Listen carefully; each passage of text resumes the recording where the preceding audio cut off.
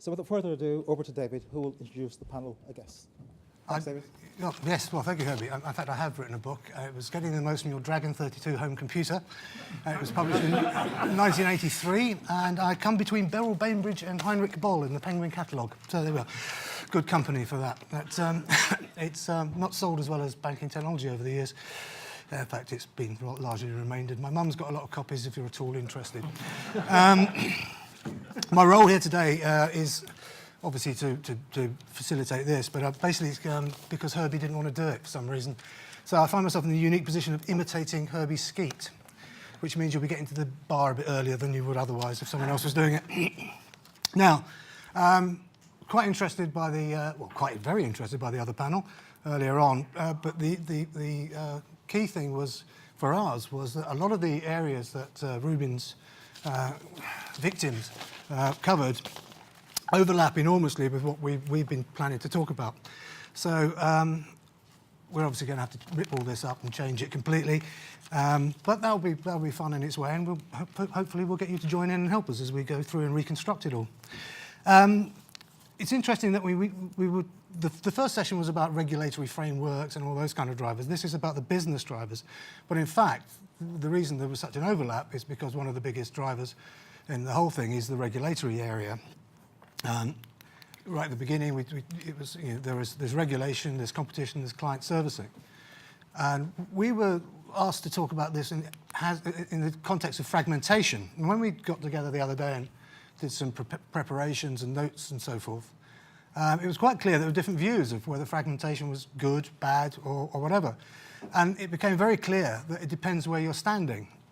And I think with the mixture of people we have in the room today, it's probably a good place to start would be to work out where we're all standing and how ultimately we create, as an industry, not obviously as a journalist, because I'm the only unregulated person in here probably, unless there's anybody from the Press Complaints Council in, which I doubt it very much. They're too busy learning to read probably. You can say that sort of thing when you've got proper regulators, obviously. What we thought we'd do is we'd start at one end of the panel and go up, because Rubin actually just tried to play both ends against the middle, and we thought we'd do it differently. And we have a range of people. Let me introduce them. But as we go through, they've all got different roles within the chain of the trade, if you like. And so we're going to start right down at the end, number one in my notes here. This is Ben Parker, who's head of EMEA operations at UBS. Then we're going to move from that. You're right at the originating, the top end of this, where it all starts. So it's all your fault where it starts. And then picking up the ball as it passes down the thing, we've got Tom Isaac, Global Head of Client and Sales Management of Intermediaries at Citi. Me, sitting right in the middle, which is where journalists really should sit, I suppose. And who have we got next to me? Roy, yes, Roy. Roy's just arrived. He missed all of the other stuff, so he's going to repeat all of the stuff about regulations. Roy's Head of EMEA at Triana, which is the ICAP, what do we call that, joint venture? Or yeah. And then moving on to Michael Sparks of ITG. So we're getting towards the end we're now into the post-trade, the clearing, the settlement. And right at the end, we've got Fod from Oxera, who is a consultant. And Oxera, I don't know if any of you know the company, but they've done a lot of work in this area and some very serious grown-up reports that journalists aren't allowed to copy out and put in their newspapers. So I don't really know that much about what they've done. And he'll be able to give us a big overview. Particularly, you've done a lot of work on regulations and so on. And I think one of the things that became very clear when we were talking the other day, fragmentation is one of those words that it sounds like a very negative thing, but in fact, when the fragmentation we're talking about in the markets is through MiFID was designed to make things better. And at this end of the table, it probably has made things better. So I'll go to Ben and say, Ben, what's the good? It is good for you, isn't it? Yeah, I mean, the observant amongst you would have noticed that I do actually work in operations, and operations is rarely number one in anything. But had I been Robert Barnes, who many of you know, not only would I have waved my arms around a lot, said ladies and gentlemen a lot, and talked about being a humble practitioner, I would have also talked about a lot. Would have also talked about the benefits of fragmentation. Because frankly, from an operations point of view, I find it a little bit difficult to talk about the benefits of fragmentation. But I think from a trading perspective, and we heard a bit about it in the earlier session, I think fundamentally the proliferation of venues to execute transactions has been beneficial, certainly been beneficial for UBS. But I think from the why it's been beneficial has been competition, has been bringing down the cost of trading, MiFID has fundamentally given investors a wider range of places to execute. And as a result, hopefully, we have achieved, or some way to achieving best execution. So the first thing I just want to assure Ben that you're number one on my Christmas list, because as a sub-custodian, of fragmentation. as a sub-custodian and a clearing bank, it's the operational worlds of the investment banks, global custodians, infrastructures that we serve. And I think short term, our clients have been telling us that it has been positive. It's been beneficial. If you look at the execution costs have come down. If you look at the clearance costs, they've come down.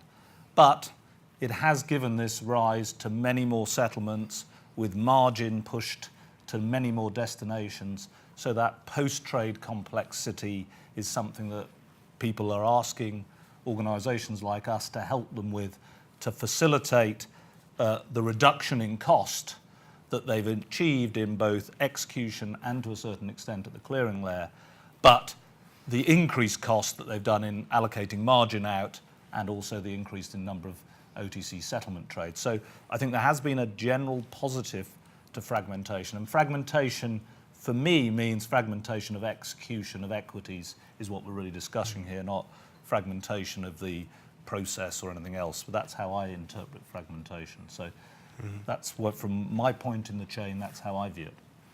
So at that point, we then suddenly diverge, as you say, into you're going about your business, but you've now got this post-trade, hugely complex world that you're having to deal with, and the connectivity, and obviously from an ops point of view as well.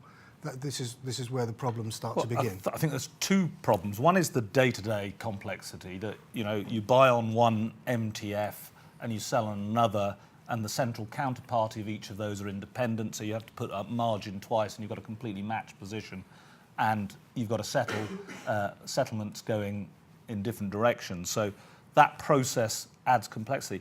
I think the second part that also happens is that the governance around, and we spoke a little bit about it on the last time, is that we've all gone in either as a provider of GCM, General Clearing member services at the central counterparty, or as an ICM in each of these central counterparties. We've all joined all of those. We think we are limiting our risk because we've got a certain exposure default fund. We might have to contribute a second time to the default fund, but we aren't underwriting the market. But as more and more instruments are put into that central counterparty process, there becomes a key issue that I think we've got to address as an industry, which is around central counterparties and how that risk is mutualised. And I think that is a key one that we touched on in the last point, and perhaps we'll come back to that. But so I think fragmentation increases that risk fragmentation across the market at the central counterparty level, and interoperability is meant to reduce that, but part of the problem with interoperability is around how do you ensure that a failure of one CCP doesn't contaminate all markets. Okay, well, let's come back to that, because that is one of the things we want to get to from the whole of the afternoon, really. Moving now into the post-trade. I've looked at your diagrams, and quite frankly, I don't understand what the hell's going on down at Triana. It looks fantastic, great PowerPoint, but perhaps you could put that into a bit of context and how that helps to address some of this complexity. Yeah, so probably the odd one out at the conference, beyond my accent, which isn't British. I'm a vendor, so I come from the vendor side, a company called Triana. And for vendors, change in market, fragmentation is a great story, because right after fragmentation comes the need to reaggregate and build it back together again. And that's the role that we play. Now, the idea is not to try and replicate what happened before. The idea is let the benefits survive, but on a post-trade, try and provide a clean, concise view for the operations, for the middle office, for the clients, for the bank servicing, allowing them to see a singular view across all the different venues. So what we try and bring is try and take away from the market two risks. One is a technology risk.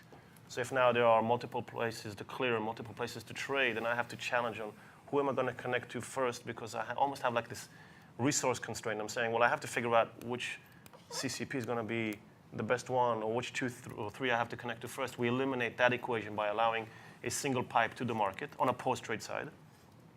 And the second thing is an operational risk. The ability to consume, to normalize, to standardize information from all these fragmented environments into one view. The idea is to give a user a single view across multiple trading venues, multiple clearing venues, multiple trading relationships. Simplification. Yeah. Possibly. So I head up the post-trade consulting group at ITG. I don't specialize in clearing and settlement, so that up front. What we do is we're working with typically buy-side, some sell-side, but typically buy-side institutions, looking at their trading costs, looking at the ways in which they're executing their investment decisions, and the effects that their decisions are having on the costs incurred. Now, the bulk of the time that we spend with clients is actually spent on implicit costs, although, of course, one's also conscious of the explicit costs involved in the process. And I think looking at this data in the detail that we do, and we've got something like 20% of global equity trading volumes in our database, it's pretty clear that fragmentation has been positive in the investment process. Costs in the UK equity market, for instance, in our database peaked at around 78 basis points in Q4 2008. They're in the most recent data down to about 40 basis points, so roughly halved. Now, part of that is market conditions. Volatility's come down. But even if you adjust for the changing volatility conditions, costs have fallen in implicit costs in equity trading. When we talk to clients about fragmentation, do they like it? Do they want to go back to I mean, Guy Sears of the IMA has publicly said, half jokingly, wouldn't it be great to have one auction a day in one venue and you'd get all the liquidity in one place and it would be very efficient, get the best price. But the fact is the world doesn't work like that. And increasingly, the buy side is looking for different types of liquidity. Historically, you would have never given two orders to two different brokers at the same time.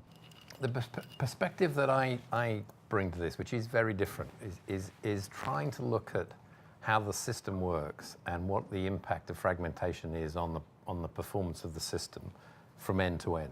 So to try and pick up the end-to-end costs, however you might want to measure them, of in effect transferring a security from one investor, one owner, to getting it to the other person through all of those infrastructures, all of those venues, all of the activity that is taking place inside. And just to give you one example from the work we've recently done for the European Commission, and it's a relatively trivial example, one of the phenomena that comes out of that analysis across Europe is that over the past, whatever it is, 3 or 4 years, 2006 I think is the base data, the average transaction size has been rapidly decreasing. The average transaction cost has been decreasing, but when you measure the transaction cost in basis points in certain financial centres, it's been going up and not going down. So if you look at this from an end consumer perspective, you say, right, well, what is it that I want to have done? Well, I want to transfer this security from one person to another. What am I interested in? Well, I'm interested in actually the cost of that measured in basis points, the total cost. This doesn't look like a particularly good outcome.